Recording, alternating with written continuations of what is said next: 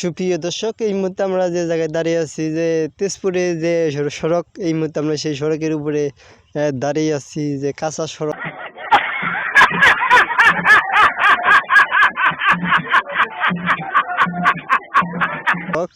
আরো একটু আমার পিছনে দেখানোর চেষ্টা করি, তাহলে দেখতে পারতেছেন যে এই কাঁচা সড়ক।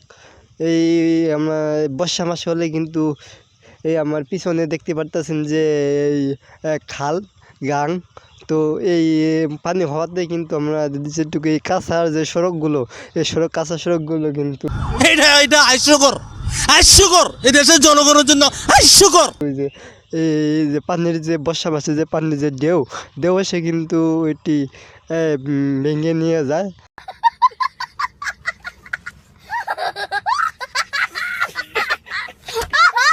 তো যে পানির যে বর্ষা মাস হলে যে এই জায়গায় যে খালের যে স্রোত, এই স্রোতে কিন্তু এই পানিগুলো ভেঙে নিয়ে যায়।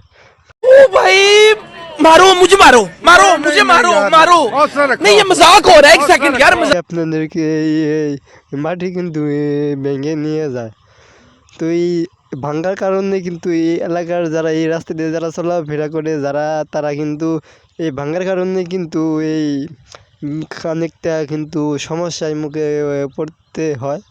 নিঃসন্দেহে তুই ঠিক কথা বলেছিস।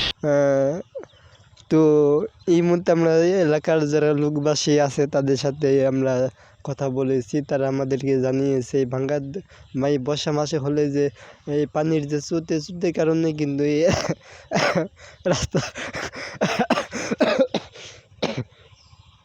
রাস্তাগুলো কিন্তু ভেঙে নিয়ে যায়।